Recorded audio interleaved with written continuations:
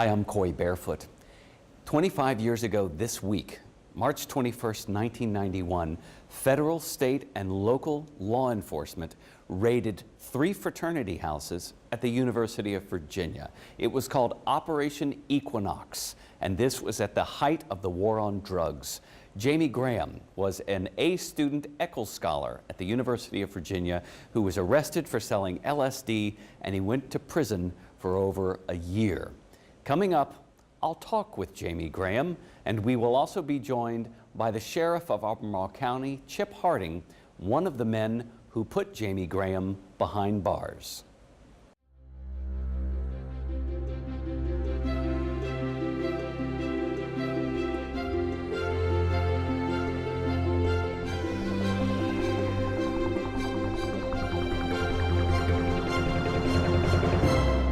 Welcome to the program. Jamie Graham is with me, a graduate of the University of Virginia, and Chip Harding, who is the Sheriff of Albemarle County. Both of your paths crossed 25 years ago this week with what was a huge national story about the raid on the fraternity houses at UVA, a raid that the feds dubbed Operation Equinox, March 21st, 1991. Jamie, you were one of 13 students at UVA who was arrested at the time. You went to prison. Looking back now, what happened? I mean, what did you do? Well, okay, I was a student at UVA. Actually, technically, I had just dropped out to protest the war. But anyway, that was winding down. In February of that year, I was coming back from a meeting for a newspaper. There were 2 people waiting for me, Mike Deeds, who turned out to be an undercover cop, and Tamara Newfie, turned out to be a confidential informant, were waiting for me. They had heard from another person that I had what we thought was mescaline. I turned them down. I turned them down a second time that night, and then the third time I finally said, okay, here are my last 2 doses. And I gave it to them. They gave me $10 in the form of 2 5s. I gave one of them back. They kept coming back for, again and again over the next month, trying to get another sale. I didn't really have anything, and so I couldn't really help them. But then in March, I was actually at a Dead show, Landover, Maryland. I didn't get into the Dead show. I spent that night waiting in the parking lot, hanging out with people. But anyway, I came home. There was police lying around the house. I was told by another frauder that the police were looking for me. I was kind of, I didn't know what to do. People gave me beer, I drank it. And then the next day, my friends got in contact with my father and an attorney. They said, okay, if you're not gonna run, you should just turn yourself in. And I said, okay. So I tried to. So you found out pretty quick that your name was on that short list of students that they wanted to arrest? Yeah, pretty much immediately. As soon as we had pulled up and saw the police line and were wondering what was going on, another brother in my house came out and told me they're looking for you and they're looking for another brother in the house. And so I immediately knew that the police were looking for me. The weird thing is that they weren't around, so I just went back in, and after having many beers, passed out on my bed, and then woke up the next morning and had to figure out what to do. And you eventually turned yourself in. Yes. You did not cooperate with police. Yeah, I did not give them information. Actually, I found out that they had gotten the guy above me, so when I came in, they didn't have any specific questions. They just told my attorney, if there's anything that you think could help us, that might help your client, please contact us. But they didn't really pursue anything. They didn't pursue information directly, but they did make that offer, if I wanted to work as an informant or give them something. But there really was no information you could give them. Not much. I mean, if I really wanted to dig around, maybe, but I had made a choice that, well, one, I didn't really have any clear information. I mean, they already knew the person I got what turned out to be LSD, what we thought was mescaline. They already got that guy to testify, Matt Evans, and so therefore I was kind of just an extra. And so I wasn't really that good of a source of information anyway. And also I didn't want to cooperate. My attorney also told me he wasn't comfortable with having to negotiate cooperations. But I mean, I made that decision at the beginning. So where did you go? You went to prison for over a year. Well, actually, I got 13 months. I was a mandatory minimum of 12 months. My attorney asked for an extra month, so I'd go to a federal prison as opposed to serving it in the jail. I got 51 days of good time. I served 11 months, a week, and a day, which is 343 days, which is 7 times 7 times 7 days exactly, not that I was counting. So Jamie, I can guarantee you everybody watching this is thinking, what is that like? To go from the academical village on grounds at the University of Virginia right into a federal prison? Well, it's easier to get reading done in prison than it is at UVA. But anyway, but I mean, I was looking back lucky. Again, you know, no one. I mean, it was an unpleasant period. Of probably one of the most unpleasant places I've lived for that long of time. But it was mainly, in my case, boring. So therefore, you know, I mean, there were a couple of threats, a couple things, but I mean, you know, I wasn't attacked, I wasn't raped, and so mainly it was just a boring experience. I ended up reading a lot of books. I could read an entire book in one day, and I came back to UVA. But I was a convicted felon, so that was a factor. Chip, let me ask you, you were there at the epicenter of Operation Equinox, helping to make this happen. Right. Put this in context for us. We are at the height of the drug war in the early 90s. There is a real outcry from the African American community that the drug war is being unfairly targeted against some of the inner cities, against poor, people of color. And this raid on the fraternity houses at UVA was very much of to send a message to the African American community that no, this is a balanced war, this is a fair war. Right, I think that was part of the message, and then part of the message was to send it to perceived rich white boys that you're not above the law. So I think it was a dual message, mainly sending it to the African American community.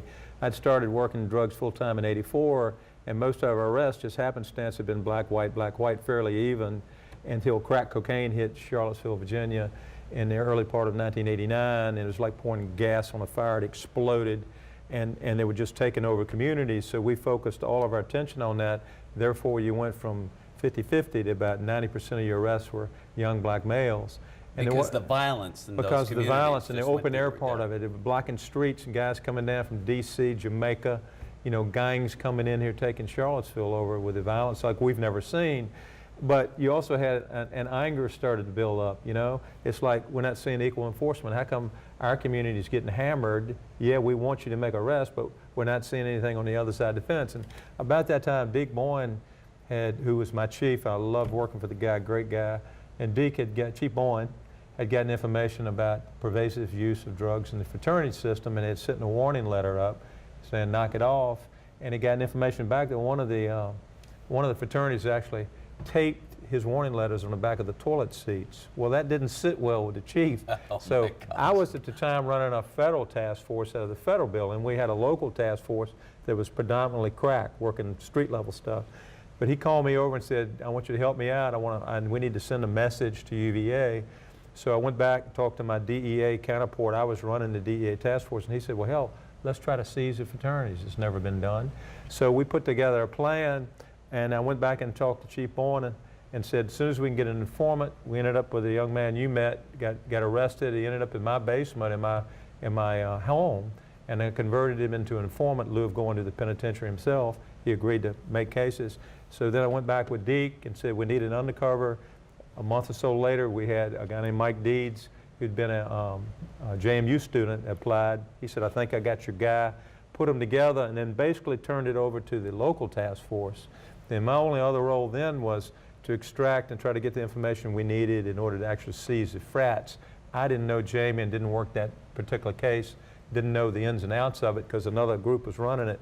But at the end of it, we came together, and it led us to Equinox on March 21st, 1991. Were you surprised at the, I want to ask you what it was like actually to walk into those fraternity houses that night. Tell us about that. But then were you surprised at the press that it got? It was huge national news. Yeah, I was. And you know, I had kind of been the spokesperson for narcotics, but the day before that, the chief got with me and said, the other chiefs involved in this really want me to be quiet, and they were going to handle the media. And I said, great, that's fine. And leading up to it, that day, I finished up the affidavits, and I knew we had 100 law enforcement people coming down because we had 3 houses with multiple people in them. So we were going to send about 30 agents or detectives to each house. And so I'm under a lot of stress, finishing that up. I had to go up and see Judge Harry Michaels at the federal building knowing that I had 100 law enforcement waiting for me in the auditorium to come brief them on what we were going to be doing, because we were keeping it quiet. They didn't really know too much what was going on. And then Harry Michael starts, I love the guy. I mean, he's deceased now, but he started picking. A federal judge at the time. And I'm sitting in his office, and he starts picking on the affidavits, and I'm freaking out thinking, this man ain't going to sign these affidavits, and it's going to be a huge embarrassment. He ended up signing them, and I ended up doing a briefing with 100 fellas, and then I was told that the media had been called and were on standby. The chiefs told them something significant's going to happen here at the University of Virginia. We're not going to tell you what till just before it happens. So apparently CNN, ABC, everybody, NBC, everybody was waiting to be told at some location. I had never seen them. And we launched the raids. And I pull up in front of a fraternity and jump out, leave my car running, and lock the keys in it, and go inside the frats, not knowing. It was embarrassing later. But go inside, and the fraternity brothers, it's like surreal. I'm looking, they're going, what the heck? And they're watching UVA on television as we're raiding it. CNN is kicking this out live. And I'm going, holy Toledo. You know, it was actually a much larger production than what I thought. And then to add to it, the two detectives that actually worked the cases, that oversaw the buys and the one on Jamie, happened to be both the African-American detectives, one from UVA and one from the city of Charlottesville. So I made them my arrest team. So every time we found a student that was under arrest, I said, hold them in the frat, I'm sending my arrest team over. So every picture that came out on this, with immediate waiting, you had these two detectives with a student walking them out, and that's what ended up on the covers of all the newspapers in the country. And that was talk about the optics of the message that you were trying to send. Well, yeah, I don't think the chiefs even knew what I was doing. And I thought, well, this is kind of humorous. It just happens to be they're both African American, and they're leading white boys out under arrest. Right. You know, so it kind of, you know, added to it a little bit.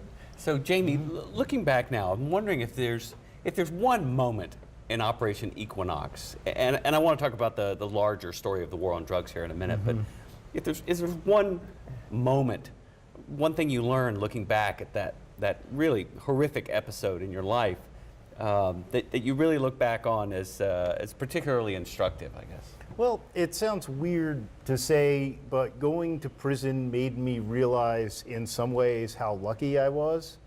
Because I mean, you know, if you grew up in an upper middle class suburb and you go to UVA, you could interpret being middle class and not having a parent who can just buy you a car as being somehow deprived. But you know, I came from a good solid middle class background. I got a lot of family support. I went to a very good high school. I went to a good college, and also my father had a house that he could borrow against to pay the attorney and so forth. And when I went to Petersburg, and I met a lot of people who didn't have any of that. And the thing is, because my sentence was pretty close to the minimum to what you would have to get to end up in a federal prison system, that meant that almost everyone I met was doing more time than I was doing. You know, and so it kind of put my problems into a perspective, and you know, so I'd say that was one of the things I took out of it. And afterwards, you know, after I got out of prison, I was a convicted felon, so I was a UVA graduate, but I worked as a short order cook till I was 28 years old. And you know, well, you learn a lot as a short order cook, and you meet great people, Coy. Yes, we did. Exactly. We worked together on the UVA corner many years ago. Oh yeah, That's and right. so you know, but you know, and the thing is, and I was thinking, you know, I don't think I'm ever going to get a job that's going to require a college degree. I'll be a cook for the rest of my life, and you know, but you know, I began to kind of realize like what advantages I had and so forth, and I think even later, now that I work as a social worker and everything, a lot of times when I talk to people, I think I get the benefit of the doubt, because I'm a middle class person, I'm a white guy, I usually come off as personable, and so anyway, I usually get a break when it comes to being a felon. So let's do this. We'll take a very quick break, and when we get back, we'll sort of pull the camera back here and talk about what Operation Equinox means in the larger story of the drug war in America. You're watching the Coy Barefoot program, and we'll be right back.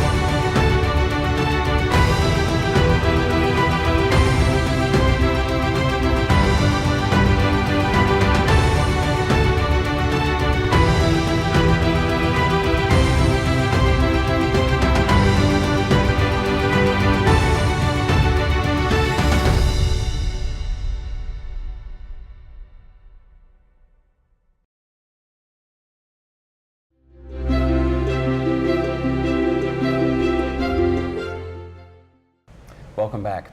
We're talking with Chip Harding, the sheriff of Albemarle County, Virginia, and Jamie Graham, who is a UVA student who was arrested 25 years ago this week, spent over a year in federal prison in Operation Equinox. Sheriff, let me ask you this. Put Operation Equinox in the larger context of the drug war and share your thoughts on this. You have gone on record publicly now 25 years later with some very different thoughts about the drug war than you might have had 25 years ago. Yeah, you know, I thought when I first got into narcotics work that we could arrest our way out of the drug problem. We can't do it. Just following the Equinox, Chief Boyne and I were flown in a DEA helicopter to Washington, testified in front of John Glenn. And what's come out of that now, it used to be zero tolerance. You could seize a $1 million boat if you have one joint on it. And now the courts have taken hard looks at that and said that's excessive. So I don't know that you could seize a whole fraternity now based on small amounts of drug dealing in the fraternity. I don't know if the law would even allow it. But the full cycle for me is I've realized that our drug war is not diminishing one bit in any day. The user that wants to has a $5, $10 bill to buy the drug's always going to be available. I don't care how many of these big boat seizures you see in DEAs, they're bragging. It has no impact at all. The consumer base gets what they want, so I don't know what you're accomplishing. You may be deterring a few people of not using drugs because they are illegal. I don't know what that percentage would be. But full cycle for me, you know, I feel when I hear his story, I feel bad. Restoration of felons' rights, particularly you look at a non-violent, and I don't even think he should have had a felony conviction based on his story. He was more of a user who did an accommodation to somebody who kept pestering him. I didn't realize that at the time, but I feel terrible for what happened to him in his particular case. And I think it's time to put the whole drug war back on the table, and let's look at evidence in other countries and see if there's a better way of doing business. Do we need to decriminalize marijuana, for example, and what do we need to do with the other drugs? There's got to be a light at the end of the tunnel, and I don't see a light right now. I just see us doing the same old. We're spending $50 billion a year not to even slow down really what's being trafficked in the country. Yeah, and speaking of, I know one of the legacies of your career is smart policing, is really looking at the data, looking at the information. Is there a better way that we can do this? What are the best practices, and are we doing them? Are we putting them to use? And so I know a lot of people are listening to you now and taking that to heart. And we have best practices. We have the data that shows that prevention, education, and treatment actually do bring drug use down. We know that for a fact.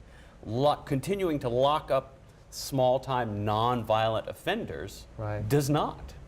I agree. Yeah, I agree. So, Jamie, share with people your take, looking back now, the takeaway of Operation Equinox vis-a-vis the drug war and what people should know.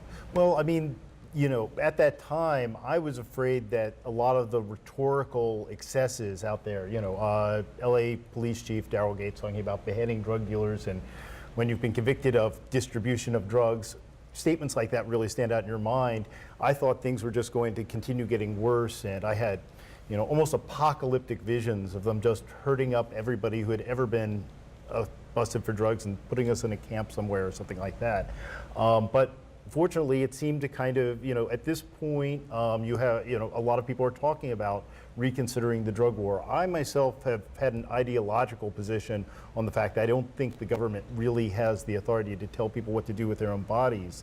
But, you know, people who've had my beliefs have been against the drug war throughout the whole thing. What's good is that now, through experience, people who, you know, are looking and saying, well, what works, what doesn't work, they're coming on board and they're saying the drug war doesn't work. We need to think of something else. And if you approach it through a public health way, you bring the drug-using community kind of in line. They're going to be allied with trying to help you, rather than if you say, this is a crime, you are criminals, we are going to prosecute it. We're not going to cooperate with the authorities. We're going to view the police, we're going to view, you know, medical, social workers, all these people as potential enemies, because they kind of tie into this whole legal system that views what you're doing as a crime, and therefore that makes you a criminal. Right. Chip, go ahead, yeah. Well, I was going to say, too many people in law enforcement, not all, but too many, feel like the goal is to see how many people you can arrest So then you show, I'm successful, I arrested so many people. The goal in the community is, what is our problem and how do we reduce it? If arrests help, so be it. Yeah, sure. But if it's treatment and education reduces it, then go that direction.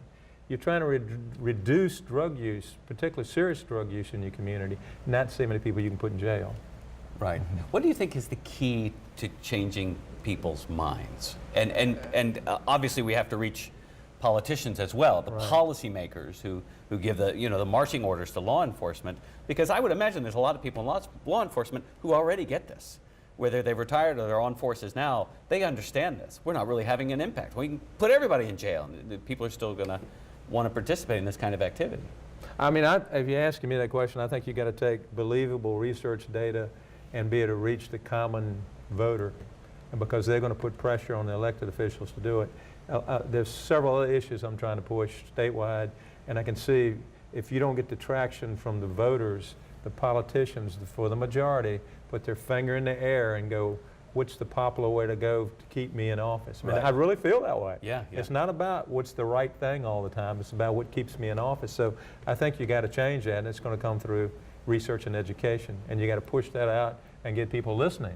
And I think they'll demand, when they understand how much money we're wasting, $50 billion in enforcement, and you got over half your the guys locked up in federal penitentiaries are there for drug offenses, about 20% in your state facilities are for drug offenses. That costs about $25,000, $30,000 a year right there before you even get into the rest of it. Per person. Per person. Per inmate. And yet Yeah. I still, even today, because I work drugs way back, get calls from parents to start because their child's addicted to some serious drug, and how do I get treatment? And I go, and I give them a couple phone numbers and wish them, best of luck, because it's not readily available. It's not really out there, that's what we It's need tough. more than anything right now, not a jail cell. Right.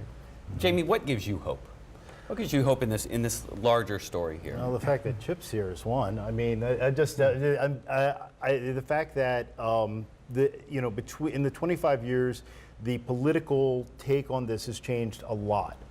People are, elected politicians can seriously talk about legalizing drugs, and actually decriminalization, medical marijuana, and even legalization of marijuana are becoming mainstream issues. At this point right now, if you were a Democrat running in a primary and you did not believe that medical marijuana should be legal and that marijuana recreationally should be at least decriminalized, you would face an uphill battle. That's not considered to be mainstream thought within the Democratic Party, and also there are a lot of people who want to end the drug war within the Republican Party. Oh yeah, I mean the whole right on crime movement is conservatives around the country who say we're burning money in this drug war. We can spend this money more wisely. And I don't want anybody to listen to think, oh, our Harding's in favor of people using drugs. Absolutely not. I've seen more. And I don't think anybody take hears you saying marijuana that. out of the equation, but all the other drugs, I have seen more lives and families ruined. I mean, it's horrible what these drugs do to you. The question is, how do we reduce the number of people using those horrible drugs? Is it through enforcement, or is it through education and treatment? Yeah. I think that's what it boils down to. Yeah. Go ahead. Oh, because for example, you can look to Portugal, which has changed its model. It's decriminalized drugs. It's emphasized trying to deal with it as a health issue, and they've seen substantial benefits from that. Because again, it's not a matter of being pro-drug, it's a matter of being pro what works. Pro what works. Yes. And ultimately that's what we're looking at. And I think that's one of the takeaways from you, Sheriff, is what's the problem in the community and what's the best way to deal with it. Not necessarily what's going to make headlines, what's going to make the private prison industry profitable, what's going to make somebody get reelected, but what's actually going to deal with this challenge. And as long as the drug laws are like they are today, God bless the J Drug Task Force, because there's some very violent people coming in this community that they have got to remove from the community, because there's so much money involved in it right now. So I'm not putting down our J Drug Task Force at all. You'd have to change the laws and go the other direction before you could diminish what they do. Otherwise, you've got to have that. Yeah, well, right now they're doing the job that they're being asked to do. And it's an even tougher job, because now we're looking at, it's not crack, it's not 89 with crack, it's 2016 with heroin. Right. I never thought I'd see heroin come back. Back when I first started working drugs, I could identify 30 to 40 heroin users and 2 dealers of it in Charlottesville. But we never had heard of crack cocaine in India. So we might take our heroin this year and 5 years from now, there's going to be something else. It's always going to be something else. As long as you got people wanting to get high and they got the money to pay for it, you're going to have people out here producing whatever they want to get. If we keep going the same path we're going. Right. I do want to say one thing, which is, while, I want to see violent people taken off the streets, if we seriously legalize drugs, we can possibly take the violent people out of the drug industry, because right Absolutely. now it's illegal, and actually marijuana legalization is having an impact on the cartels in Mexico. So, if you can take the money away from the black market, a lot of these come out of the fact that it's a black market. Give people a legitimate market where they can go to the courts. And you can really regulate it, and you as a dealer, you don't rely on black market thug violence to enforce your rules. You have laws which protect the commodity. And we've seen this in history. Look at the history of, prohibition with alcohol. We saw the exact same thing. Such a huge, that's where that period of gang violence really came from, was the black market around alcohol. Yeah. And even larger than that, I know we give subsidies, United States, to different countries, and I know they use some of that money to come back and lobby Congress. I begin to wonder, if I don't have any evidence of it, if the drug cartels, the worst thing could happen would be, if we legalize drugs, is some of that money flowing into Washington in various forms to try to keep this intact, so we don't look at it, because it's so much profit on the other side of it. Yeah, there's so many people who are, and I wouldn't be institutions surprised if that's that are not- making money off of the status quo. That's part of the challenge we have. Right. Guys, thank you for being here. Thank you. 25 years later, and people should know this is the first time you both have appeared in public together. Yeah. And I want to thank you both for doing that, and thank you, really, Thanks. for being Thanks for here. having us. Thank Jamie you very Graham. much. Good seeing you and, too, buddy. Chip Harding, Sheriff of Albemarle County. I'm Coy Barefoot. You've been watching the Coy Barefoot program. Have a terrific week, and y'all be good to each other.